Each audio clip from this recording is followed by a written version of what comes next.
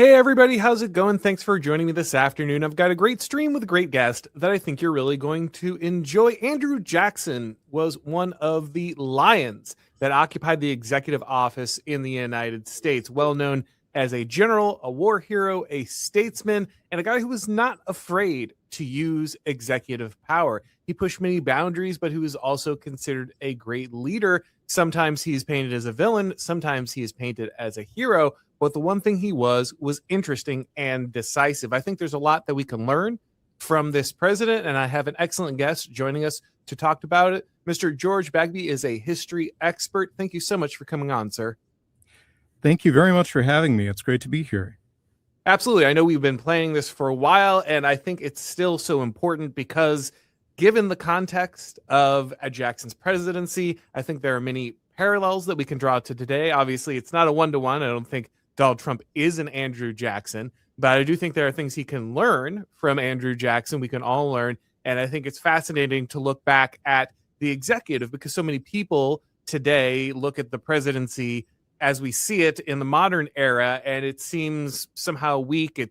It confuses people as what's actually part of the American tradition, what would be some kind of authoritarian overreach, and what is well within kind of our understanding of presidential action. So I think this will be very valuable. Now, I know this topic is really large, and so we could probably spend a very long time with it. There are, of course, several very large books written on Andrew Jackson, his presidency, and his life. But obviously, we have to narrow it down a little bit. So maybe you can give just some of the basics for Andrew Jackson's kind of life beginnings, that kind of thing, before we move into kind of the more exciting parts of his presidency. Absolutely. Jackson is a figure that is still present in our discourse, mostly people voicing negative opinions about him. He's been the subject of a lot of negative propaganda for the last couple generations at least. But it's also notable that Trump and both of his administrations replaced the presidential portrait in the Oval Office with Jackson's portrait.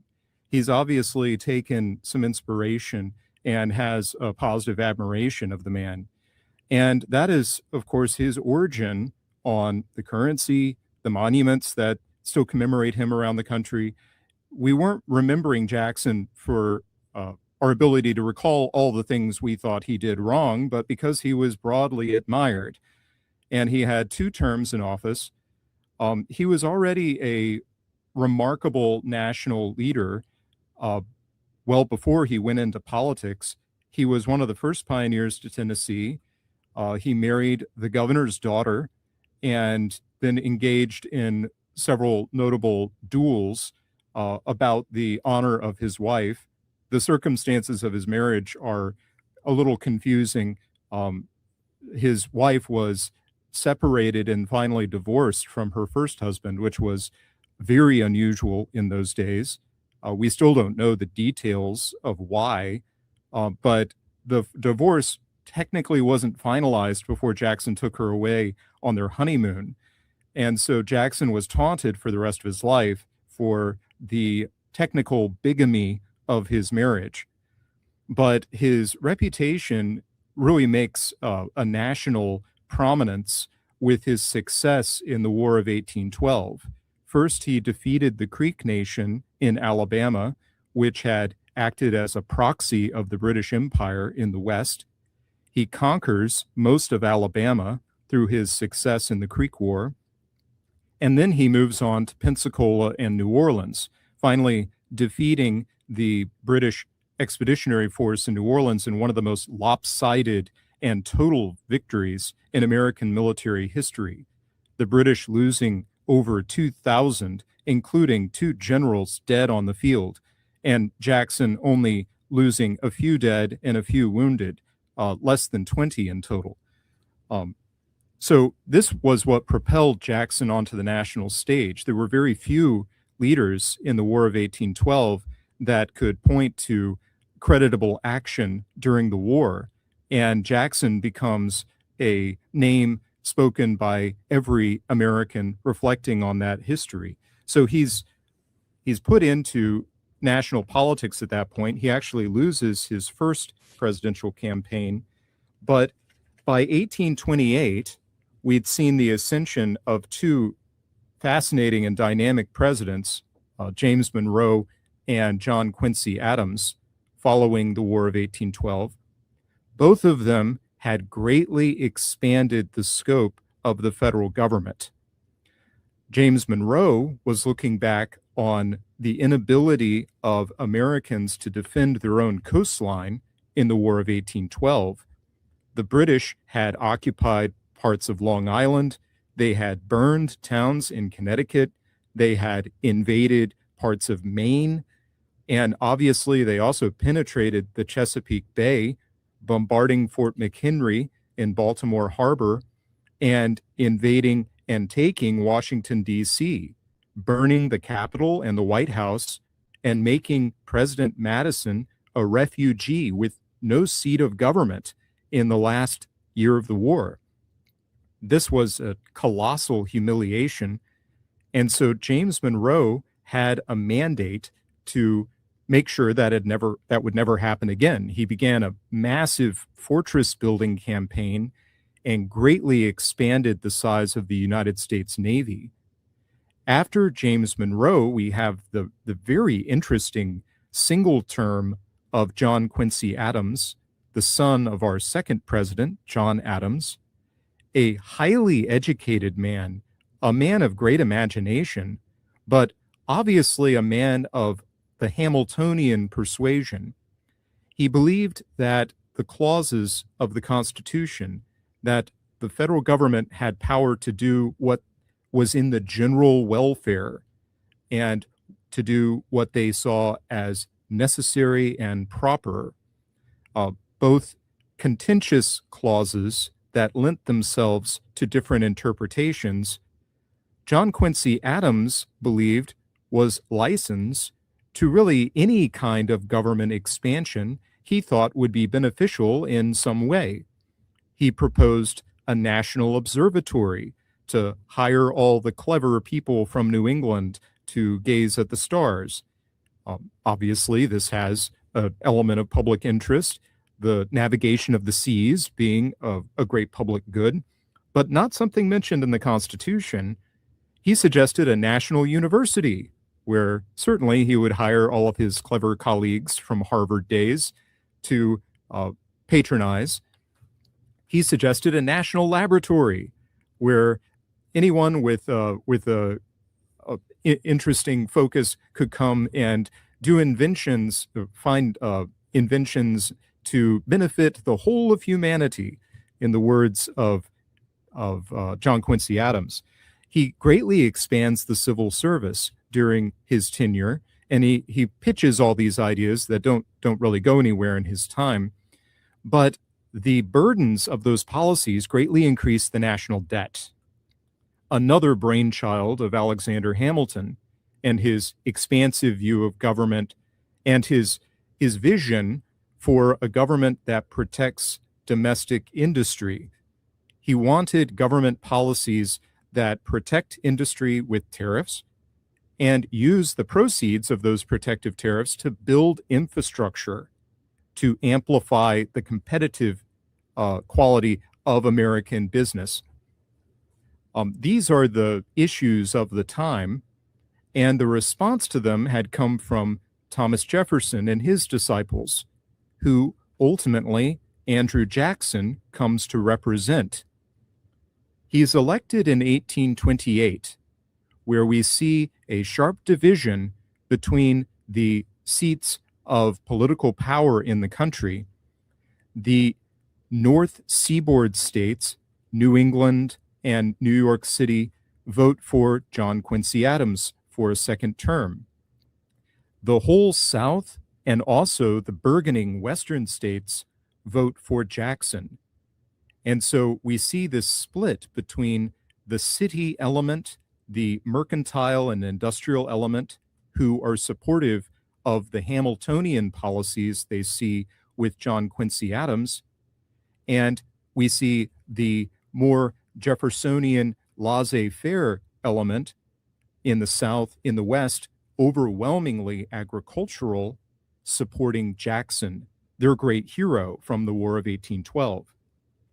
So early on here in American history, and guys, just want to let you know this is pre-recorded. I'm traveling, so we cannot take questions today. So appreciate your super chats, but just want to let you know we won't be able to answer them live in today's broadcast. But here early on in American history, we see this tension that exists between the urban and the rural, the North and more of the South. Those who are interested in consolidating power, expanding territory, building shipping lanes, creating a domestic manufacturing industry, and those that are more agrarian who would not benefit from something like a tariff system. And so these very elements that we can still feel the echoes of today that we felt through probably the Civil War and up until even probably the modern tension between Trump and our current elites, those seeds of conflict in kind of our American identity reach all the way back to the election of Jackson here. Indeed.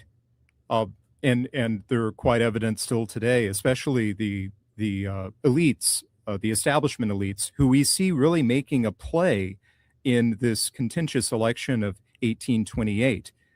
The journalist class plays a very special role in this election. It is a very bitter election.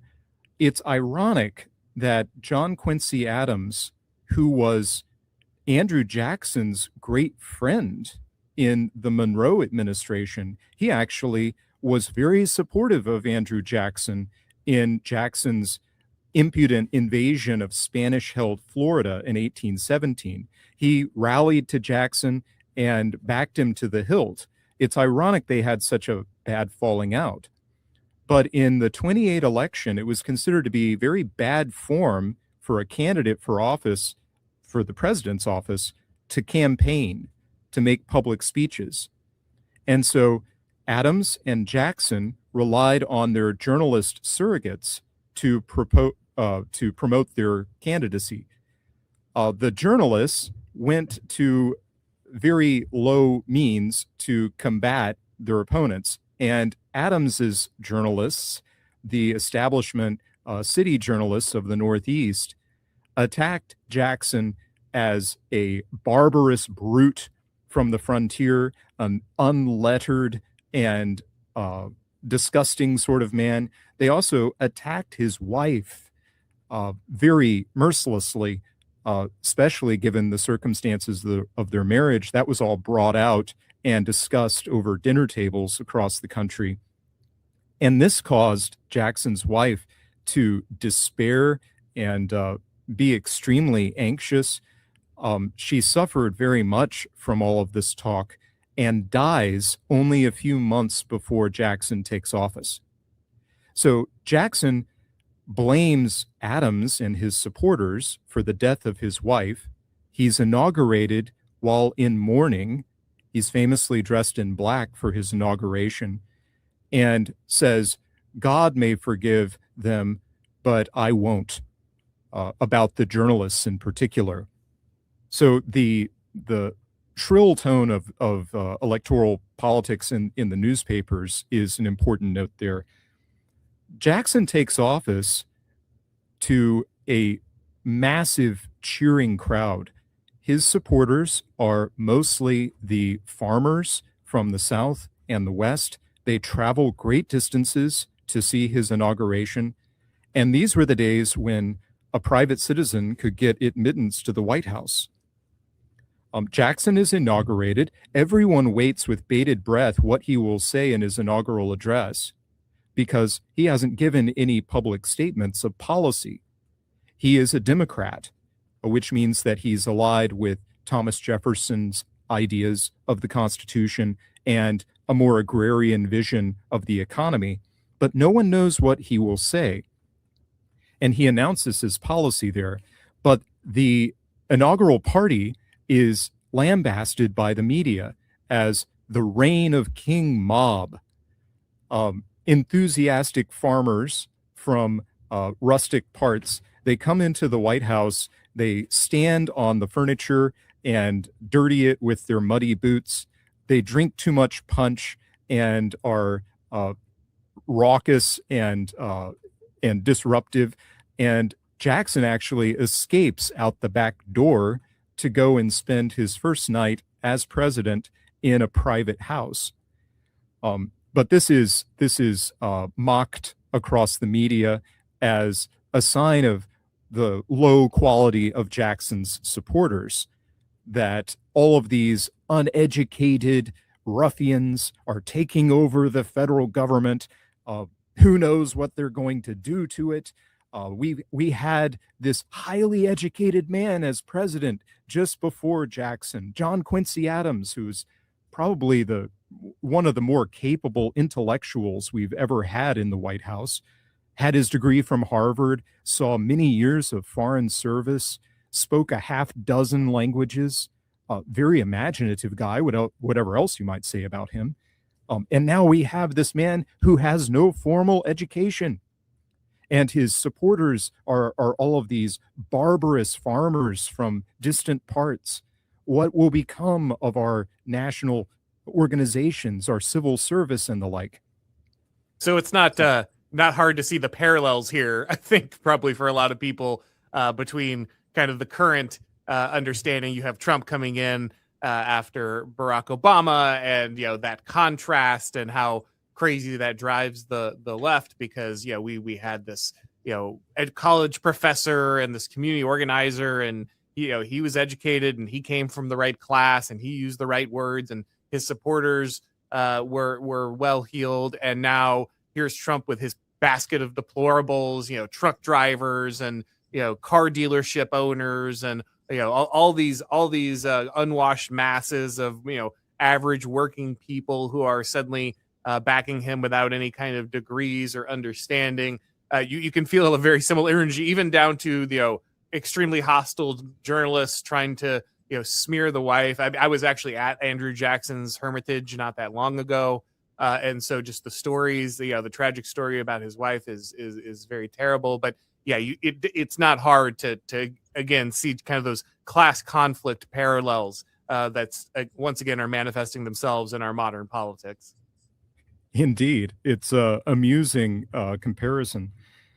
Well, in Jackson's inaugural address, he pleases his supporters greatly by identifying corruption in the civil service as a major issue and focus for his administration. He does not like the establishment of a federal corporation in the Bank of the United States. Now, this was proposed originally by Alexander Hamilton because of his expansive interpretation of the General Welfare Clause and the Necessary and Proper Clause. He said, this is enough of a justification to do something that will be advantageous to business operations and manufacturing in America. A federally chartered corporation that will be the official repository of U.S. Treasury funds. That gives this private bank, it has the name Bank of the United States. The federal government does own shares in it, but it is a privately run institution with special privileges. They have the special privilege of having the deposit of the Treasury funds, and that creates a large pool of credit, which they can lend out to the federal government for deficit spending, and also to private businesses to expand the industrial capacity of America. That was Hamilton's idea. And the Bank of the United States consolidated all of the state debts in our early independence into the national debt, which George Washington officiates over. George Washington actually created that debt in a way to bind all the states together, because they have a common benefactor now in the federal government. Because this also created Shays' Rebellion when they were attempting to pay off their individual state. That's correct? Yes, that's related to it, but that's before the Philadelphia Constitution, and it's one of the incentives to reform the Constitution at Philadelphia. Right. But Andrew Jackson says in his inaugural address, corruption in some and perversion of correct feelings divert government from its legitimate ends and make it an engine for the support of the few at the expense of the many. So Jackson is identifying this special interest that has been patronized by the federal government, and in particular, the civil service, which Jackson's supporters have identified as a center for federal corruption. People that are connected to previous administrations have gotten themselves easy jobs, sinecures in the federal government. And the press, the Democrat press, is full of stories at this time of people given make work sorts of jobs as a political reward, or in fact, being corrupt influences in the federal administration, taking materials that are meant for some federal bureaucracy and using it for private use, showing up at their job and doing nothing but reading novels, or not even showing up. And so Jackson has a mandate from his election to investigate, to audit the civil service, which he starts. He appoints in his cabinet one Amos Kendall from Kentucky, his Secretary of the Treasury, who announces audits of the civil service and discovers all kinds of corruption. Kendall says, "Our investigations into the conduct of the men lately in office are so important, the government may recover the money out of which it has been cheated." And under Kendall's administration in the Treasury, historians estimate that between somewhere around 1 in 7 federal bureaucrats are dismissed from office. So he culls the civil service. He also announces that he intends to pay off the national debt. And indeed, he is the only president in our history to do so. He retires the national debt and also vetoes the charter or the recharter for the single federal corporation in the country, the Bank of the United States. So this is almost a fusion of the kind of Doge mandate, Elon Musk agenda of cutting the deep state, looking for those bureaucracies and spending, and the dream of many libertarians or, Rand Paul acolytes of kind of ending the Fed. It's almost a 1-2 punch of what a lot of the populist reformers would like to do today. Indeed. Jackson reforms the civil service while he is in office and is more infamous among the historians for creating what they call the spoils system, where the new president can choose his own bureaucrats. That was particularly because Jackson comes into office with an administration full of Adams appointees who are unwilling to cooperate with his administration. And so Jackson begins switching them out for his own supporters. And that is the start of a long-lived phenomenon in the American civil service, what's called the spoils system, where the president puts his own people into the bureaucracy. The resistance of the Adams supporters is an interesting feature there. We were well aware that the federal bureaucracy today has been crowing in journalism in Trump's first administration of all the different ways that they subverted executive policy, though they were mere civil servants and not elected officials. Jackson, as I said, he vetoes the charter for the Bank of the United States.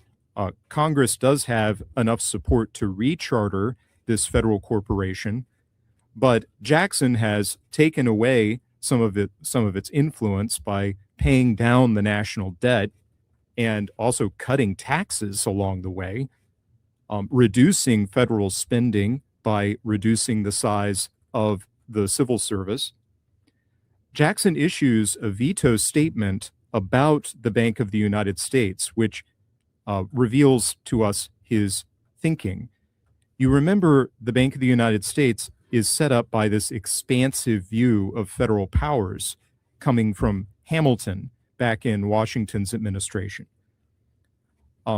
Jackson says distinctions in society will always exist under every just government, equality of talents, of education, or of wealth cannot be produced by human institutions. However, artificial distinctions, that is, special privileges from the government to make the rich richer, are evil. And this is his justification for destroying the Bank of the United States, withdrawing its federal charter, causing its collapse. Jackson says corporations are not compatible with the Constitution. Now, this is almost unimaginable for us. The power to charter corporations are not explicitly stated in the Constitution, though they have been backed by Marshall's Supreme Court at this time.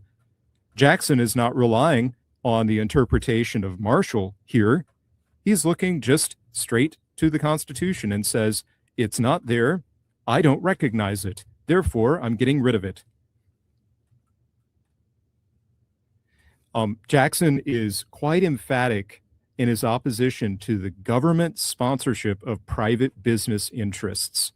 And that is the best explanation for his tactic against the bank. So we can see why this man is very unpopular among kind of the modern elites and modern historians. Indeed, yes. They are more progressive, and they look at the government setting up all manner of institutions or sponsoring all sorts of business interests. That's the base of their power and patronage. So thus far we've reviewed, he paid off the national debt, he reduced the civil service, he vetoes the recharter for the Bank of the United States, he reduces regulations, taxes, and he also reduces the size of the military. This was a concern when Jackson was first elected. His reputation is built on his pugnacious and daring activities as a general, in particular, risking war with Spain back in 1817 by chasing the Red Sticks, the Seminole Raiders, into Florida. He doesn't capture them. They actually outrun him. But he goes and executes British arms dealers in Florida with the firing squad, giving them a courts-martial and such. And this ends up with the United States acquisition of Florida. Spain decides to sell Florida rather than risk it being invaded again by Andrew Jackson. But everyone's worried that Jackson's going to start wars with America's neighbors because he seems so aggressive from his experience. He does not start wars. In fact, he reduces the size of the military and states his preference for the volunteer citizen soldier. Which I think is really important, because if you look back at the Federalist Papers, you can see that one of the ways that Hamilton ends up convincing people that the states need to turn over control of their militias is acknowledging that standing armies are deleterious to the nature of republics. And so, well, if you want to avoid the creation of a standing military, then you need to make sure that the national government has access to the state militias, so we can not have to keep a permanent kind of army in the field or on call. And so while America still has those standing forces, the interest in reducing these, along with reducing taxes, reforming the bureaucracy, getting rid of corporations like the bank, these are all moves that are going to reduce the amount of centralization, the growth of government, and what could be seen as dangers to the long-term understanding of America as a functional republic. Absolutely. And these are broadly held views at this time. In this, Jackson is not outstanding, other than the fact that he acted on his convictions.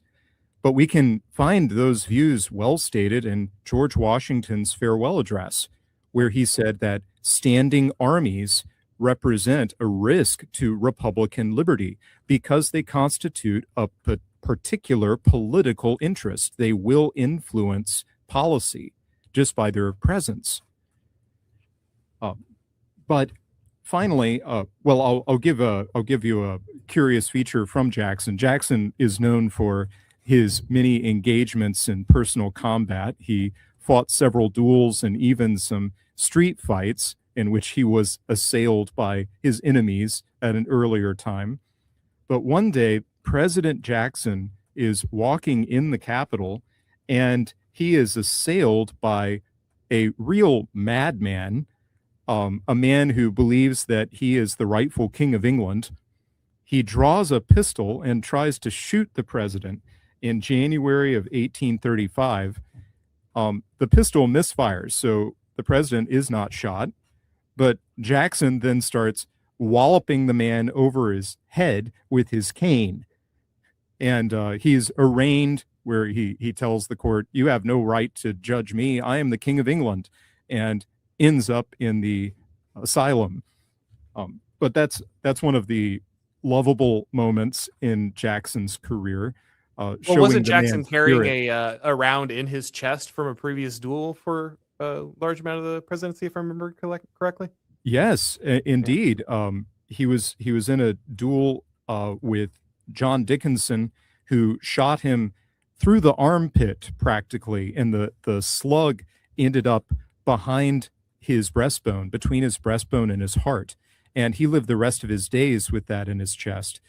But when he became president, he actually had two bullets in his chest. The other was from Thomas Hart Benton, who became the Democratic senator from Missouri at a later time. Benton had shot Jackson during the War of 1812 because Jackson had not recommended him for an officer's commission. And that was, properly speaking, a street fight. It was not a duel. Jackson nearly died from the wound. They couldn't remove it at the time, back in 1813. But when Jackson was in the White House, he had his doctor remove it.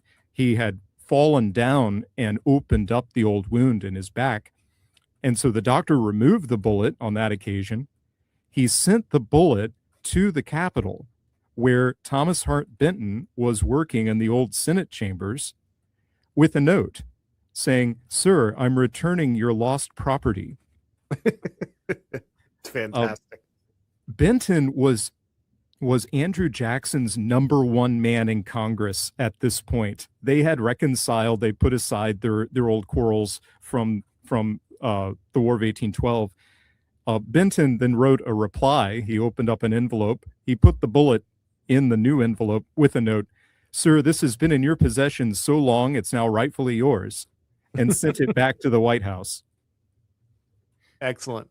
Well, I think a lot of people probably remember a couple things about Andrew Jackson's presidency, and I know there's so much to cover, but we have a limited amount of time, so I want to make sure we hit a few of the things that people will want to, I think, parallel with what is happening today.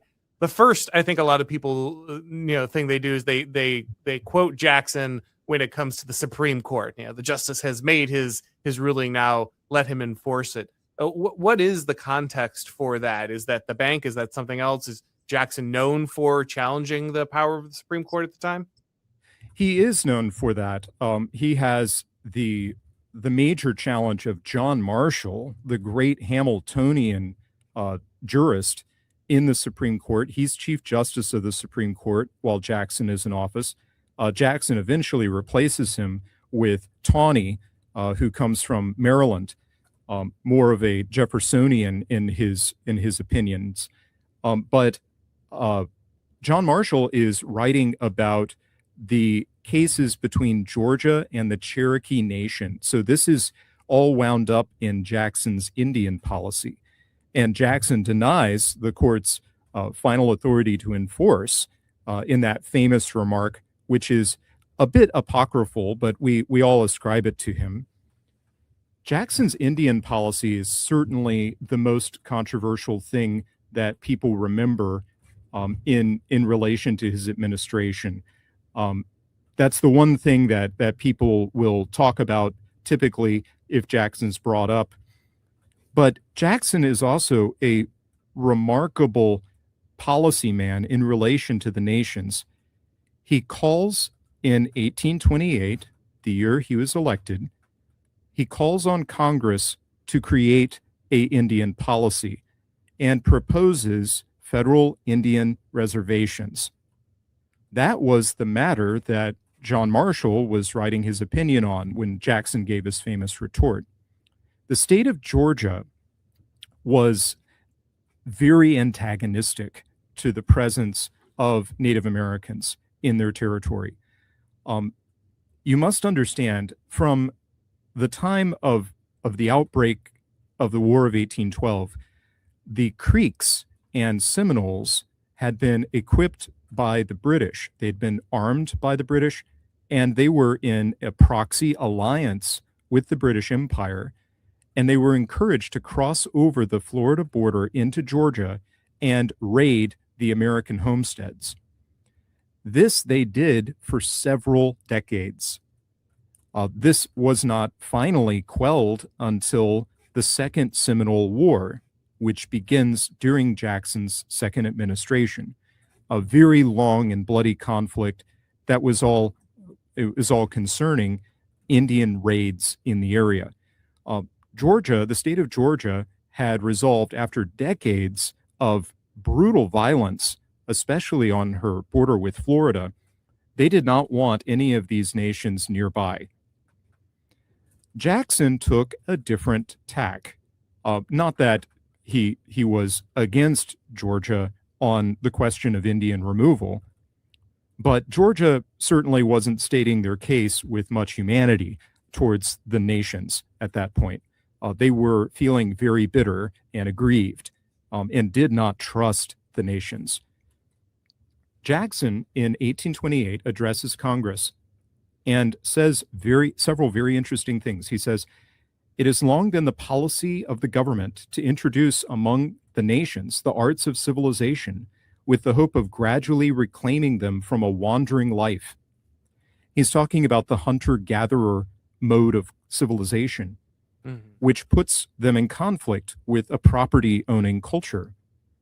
He says, "The policy has been coupled with another wholly incompatible with its success. Professing a desire to civilize and settle them, we have at the same time lost no opportunity to purchase their lands and thrust them farther into the wilderness.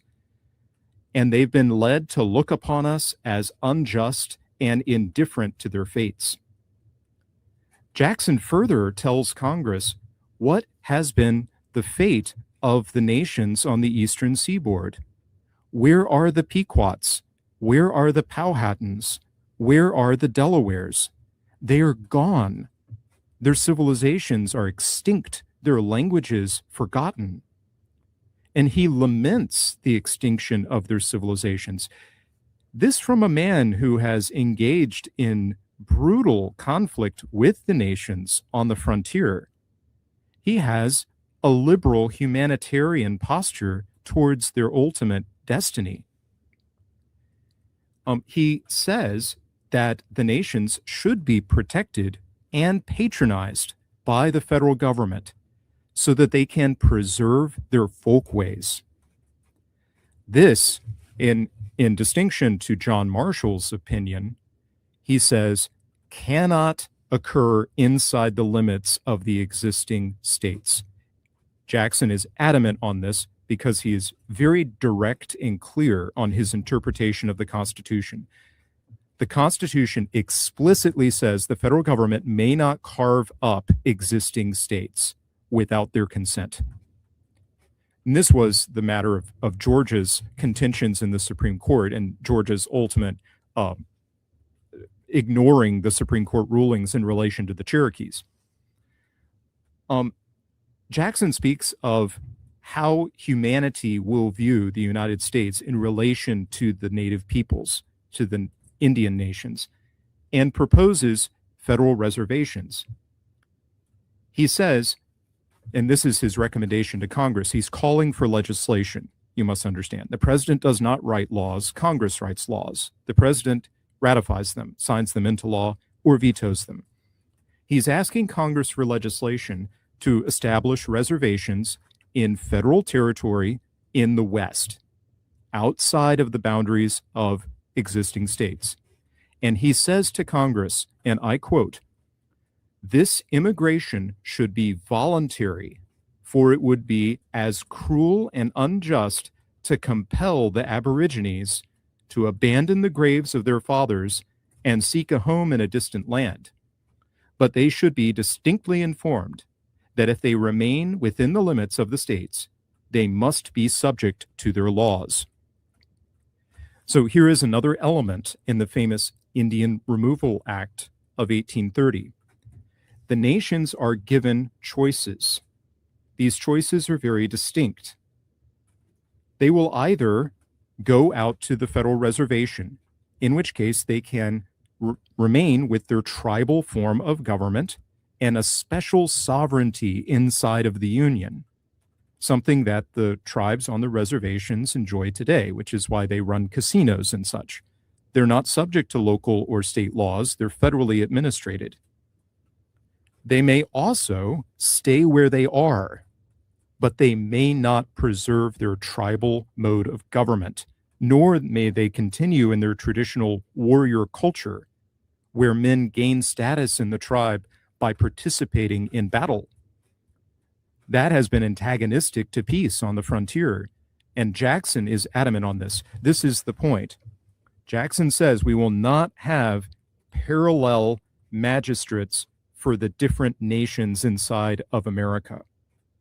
They are all going to be subject to the laws of the states where they live. We're not going to have different justice systems for the different Indian nations. So Jackson is usually portrayed as an incredibly sinister character looking to genocide all of the Indian tribes that he went to war with.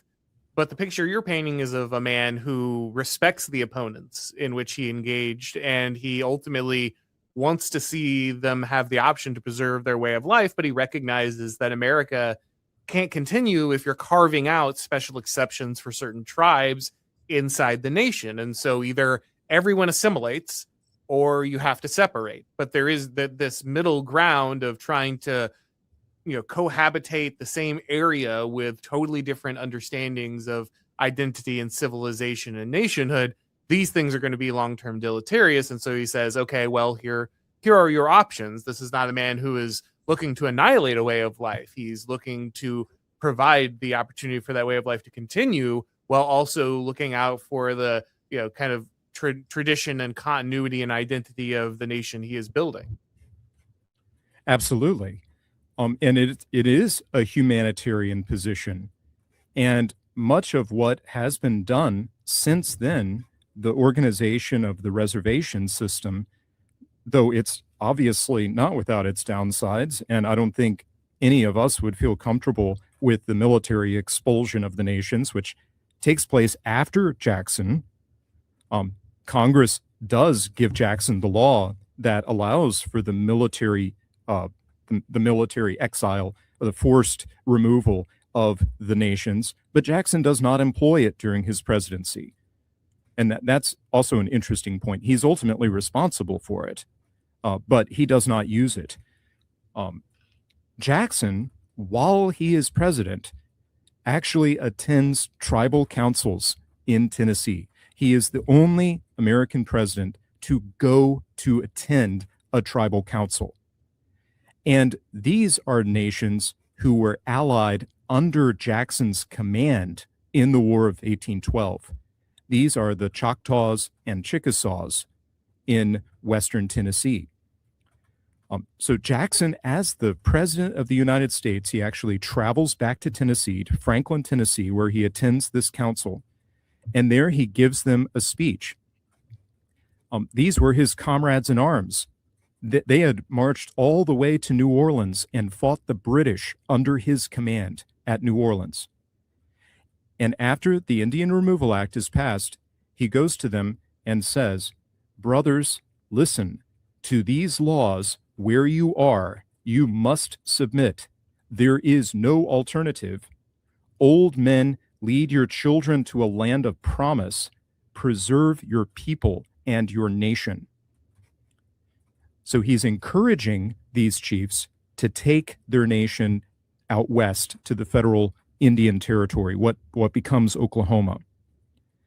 And the people that he talks to there in Franklin are convinced, and they voluntarily go so that they can preserve their folkways. But we see here the emphasis of Jackson. he doesn't want them to give up their distinctive cultures. He actually wants to he wants to patronize that. And we still do to this day through the Bureau of Indian Affairs in the Department of the Interior that administrates the Indian reservations. That is the major reason why we have linguistic studies on the Native American languages, why we have a lot of good sources, oral history, mythology. The nations that did preserve their folkways by going to the reservation were able to preserve those things, whereas those that stayed tended to amalgamate. They submitted finally to the laws of their states. There was, of course, the other option, which was staying where they were and insisting on keeping their tribal form of government. In that case, they came into conflict with the United States government on the grounds of the Indian Removal Act of 1830. Those were the specific tribal bands that found themselves forcibly removed in the famous Trail of Tears. That all began under Martin Van Buren, Jackson's vice president and successor.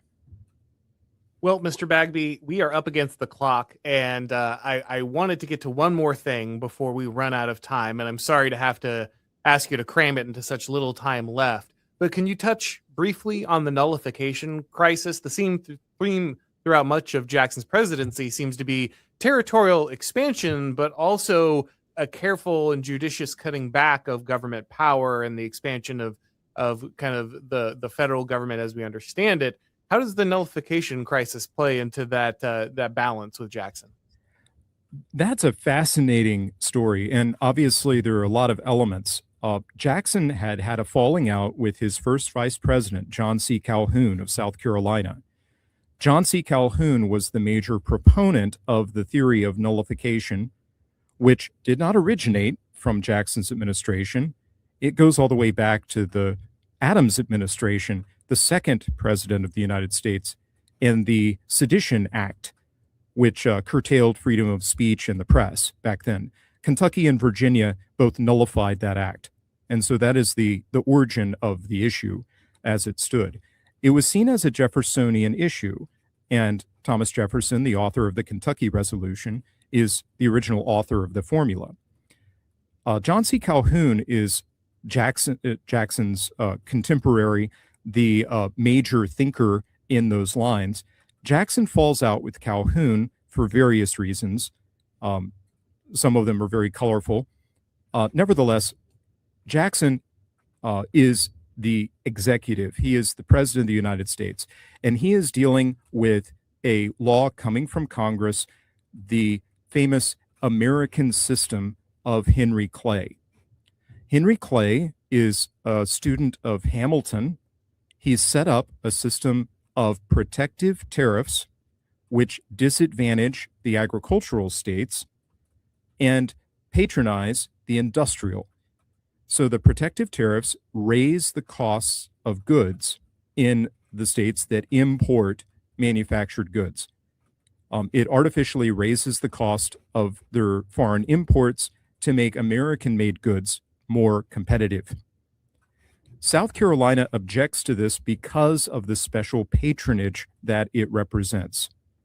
And this is Calhoun's contention. Andrew Jackson oversees this bill, signs this bill into law, has his criticisms of the policy. Obviously, he has acted mostly against Hamilton's interpretation, but he does sign this bill into law with a majority from Congress. South Carolina then announces that they will nullify the tariff. They will not collect the tax in the port of Charleston. Jackson responds by calling for the force bill, which gets passed through Congress, enabling the president to send troops to South Carolina to enforce federal law and tax collection. Henry Clay is appalled by that.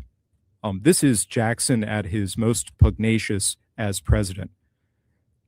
Henry Clay does not believe that this is the right way of doing things at all, even though it is his brainchild, even though the protective tariffs, the American system to build infrastructure with the proceeds of these tariffs, that's what he has always been about in Congress. So Clay goes back into the Senate, drafts a new bill to repeal his hated tariff of abominations, so-called, in South Carolina. And he gets the bill through Congress to repeal the obnoxious law before troops arrive in South Carolina. So he defuses the situation. Mm. This is one of the great things about Henry Clay, a man of compromise, a man who believed in the Union, who did not believe in forcing these issues when he saw how strongly his opponents objected to it, that they were willing to risk bloodshed. He did not believe American taxes should ever result in bloodshed. So that was how that whole crisis was diffused. It's notable to observe here, South Carolina believed that they had won. Mm. They thought that they had gotten exactly what they wanted. The tax was repealed. Troops did not arrive to collect it, and they believed that they were the victors of the situation.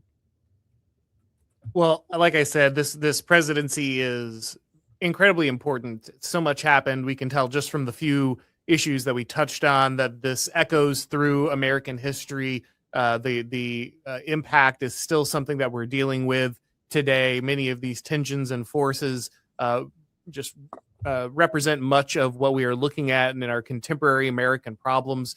And so obviously we could talk about this for a very long time, but hopefully this serves as an introduction for people who are interested in Andrew Jackson. If they want to learn more, are there any sources that you would suggest, and where can people go to find more of your work if they'd like to understand this better? Absolutely. I've got a publishing house. It's called Tall Men Books. You can find me at www.tallmenbooks.com.